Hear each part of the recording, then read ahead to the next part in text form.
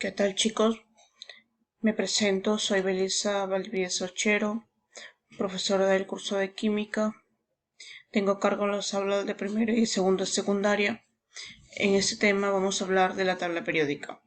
Vamos a ver lo que son definición y antecedentes. Primero vamos a ver qué es la tabla periódica. La tabla periódica es la herramienta gráfica donde se representan a todos los elementos organizados según el orden creciente de sus números atómicos.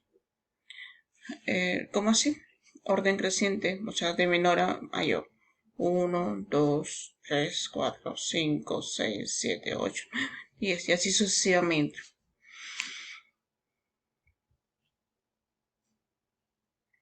Historia de la tabla periódica. Bueno, sabemos que los seres humanos siempre hemos estado tentados a encontrar una explicación a la complejidad de la materia que nos rodea. Al inicio se pensaba que los elementos de toda materia se resumían al agua, tierra, fuego y aire, o sea, una de las teorías griegas, donde ellos decían que los elementos principales que regían todo el universo eran los 4 elementos, lo cual el filósofo griego Aristóteles la avaló, ya que tenía influencia en ese tiempo. Por lo tanto, esa teoría prevaleció durante mucho tiempo. Sin embargo, al cabo del tiempo y gracias a las mejoras de las técnicas de experimentación, en este caso físicas y químicas, nos dimos cuenta de que la materia es en realidad más compleja de lo que parece.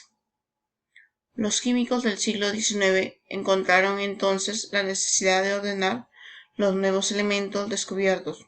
La primera manera, la más natural, fue la de clasificarlos como masas atómicas, o sea, de acuerdo a su masa, a su A. Pero estas clasificaciones no reflejaban las diferencias y similitudes entre los elementos. O sea, no les daban en sí que dichas propiedades en igualdad, sino eran propiedades diferentes. Muchas más clasificaciones fueron adoptadas antes de llegar a la tabla periódica, que es utilizada en este caso en nuestros días en la actualidad. Con respecto entonces, la química ha ido evolucionando. Entre los principios de 1800, los químicos intentaron hacer una clasificación con base a los principios similares, juntándolos en grupos y familias. O sea, en 1800 ya tenían más o menos noción de que ellos querían hacer una clasificación o distribución de los elementos por grupos y familias. En este caso empieza por Dobreiner en 1917, que clasificó a los elementos en triadas, o sea, grupo de 3, basándose en sus pesos atómicos. Las triadas de Dobreiner representan uno de los primeros experimentos que se llevaron a cabo para clasificar los elementos químicos, dependiendo de la semejanza de sus características, asociándolos con sus pesos atómicos. Ahora me siguen hablando de A. El químico, en este caso Johann Dobreiner, fue el intento de clasificar los elementos químicos dependiendo de la semejanza de sus características, vinculando a sus pesos atómicos. O sea, él tuvo ya noción más o menos de vincular los elementos de grupo de 3 en 3 de acuerdo a sus pesos atómicos. ¿Sí? Entonces, aquí tenemos un ejemplo de las triadas de Dobreiner. Por ejemplo, la primera triada fue el grupo litio, sodio y potasio. Entonces, los pesos atómicos 7, 23 y 39. Tenemos la segunda triada, calcio, estroncio y bario, pesos atómicos 40, 87.6 y 136. ¿Cómo sacó esas triadas? En este caso, al sacarlas, simplemente él tenía los dos extremos, los sumaba y los dividía entre 2, sacaba un promedio. 7 más 39 eran 46, entre 2, 23. 40 más 137 eran 177, entre 2, 87.6. Claro, no era la cantidad exacta, sino un aproximado. Tenemos el cloro, el bromo y el yodo, perdón, de 35.5 más 127 entre 2, 80. Entonces, aquí tenemos los ejemplos. La masa atómica va a ser la suma de los dos extremos sobre 2. para que me dé el centro. Litio, sodio, 7 más 39 sobre 2, 223. En el bromo sería cloro más el yodo, 35.5 más 127 entre 2, me da 81.25, entonces yo lo redondeo a 80 redondos. De ahí, en este caso, de ese representante tenemos a Newlands. Él ordenó los elementos de acuerdo al orden, en ese caso creciente, de sus pesos atómicos, y el grupo en 7 y 7. El octavo elemento se parecía al primero y se le conoció como la ley de las octavas. Entonces, en este caso, Newlands empezó a agrupar los elementos de 7 en 7, de acuerdo también a los pesos atómicos. Entonces, encontró después una similitud de que el primero con el octavo iban a tener las mismas características.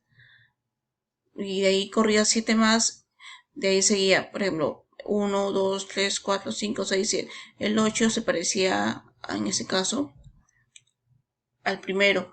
De ahí 9, 10, 11, 12, 13, 14. El 15 se iba a parecer igual al segundo, al que estaba acá. Y así sucesivamente. Entonces, como empezó a agruparlo de 7 en 7 y donde el 8 concordaba con el primero, le llamaron las octavas de Newland. En fin, tenía la forma de una partitura musical. Y se observó que al ordenar los elementos según los pesos atómicos del menor al mayor, el octavo elemento tenía propiedades químicas similares al primero, el noveno al segundo, y así sucesivamente. Las propiedades se repetían como las octavas musicales. Entonces, esas son las octavas de Newlands. Ya sabemos la teoría de Dobereiner. Dobereiner eran las triadas. Newlands es en el caso de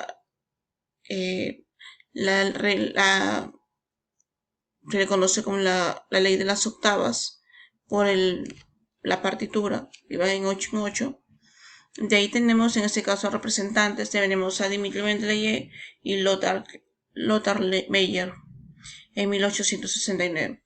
La clasificación en este caso de los elementos en orden creciente a sus pesos atómicos, de los cuales dependen sus propiedades físico-químicas, forman la tabla periódica corta, formando grupos y periodos. Dimitri Mendeleev, en este caso, hizo la ordenación de los elementos químicos en una tabla periódica.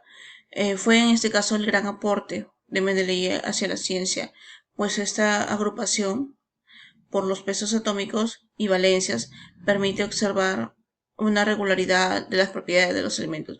O sea, Dimitri Mendeleev agrupó los elementos de la tabla periódica por sus pesos atómicos, ya, y por el número de valencias. Entonces, Mendeleev se percató además de que una vez ordenando, se puede decir, los elementos, quedaban 3 espacios en la tabla periódica sin ocupar. Entonces, él más que todo, se puede decir, esos 3 espacios les predijo sus propiedades, pronosticó sus propiedades, basándose en ese caso en las propiedades que tenía de las demás, de ese mismo grupo. Después de 15 años, ¿qué pasó?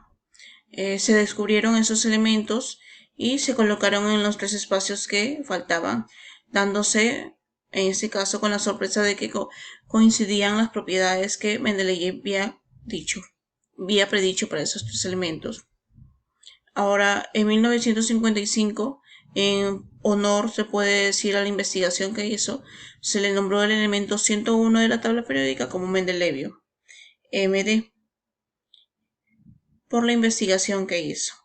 Entonces, Mendeleev aportó, se puede decir, una tabla periódica corta, ¿ya?, donde él ordenó los elementos en forma de acuerdo a sus pesos atómicos y a sus valencias. Esta es la tabla periódica que hizo Mendeleev. Esos son los espacios.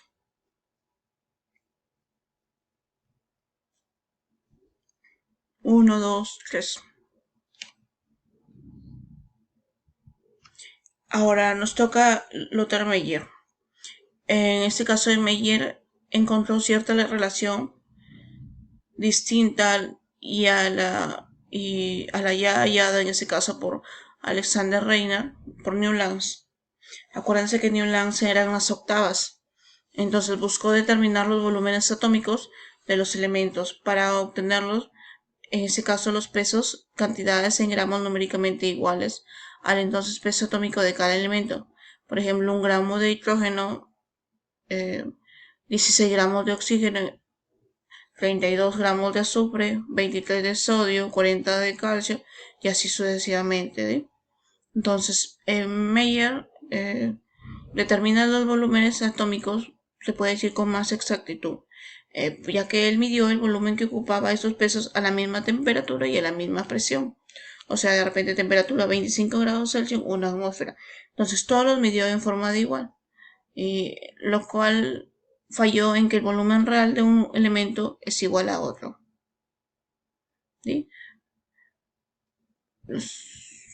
Ahora, al graficar en ese caso Meyer sus valores, obtuvo en función a sus pesos atómicos, se observó que presentaba en este caso una serie de ondas con ascensos, ¿sí? Con subidas aquí en el peso atómico que le correspondía a un incremento en sus propiedades físicas. Meyer publicó su trabajo de 1870. O sea, en conclusión, Meyer dijo que los elementos de la tabla periódica iban a estar ordenados o agrupados en forma a sus volúmenes, no a su a su peso atómico o masa atómica. De ahí tenemos lo que es Henry Moseley.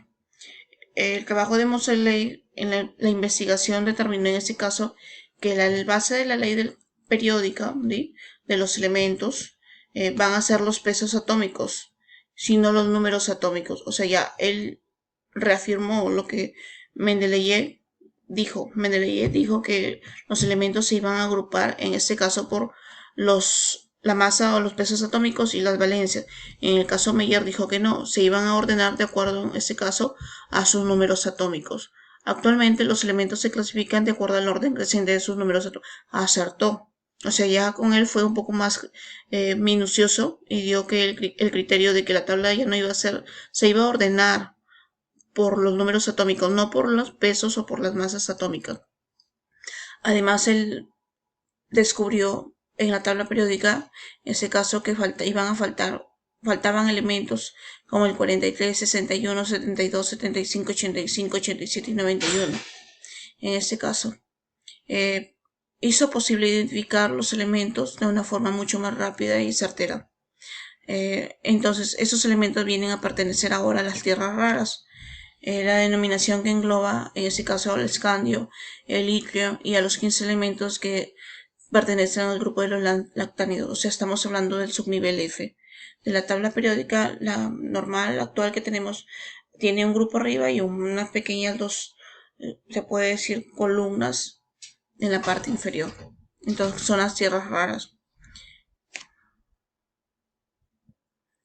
En la tabla periódica moderna, actual, en forma larga, y los elementos se han ordenado de acuerdo a su número atómico, o sea, 1, 2, 3. Y en ese caso va a tener 7 periodos.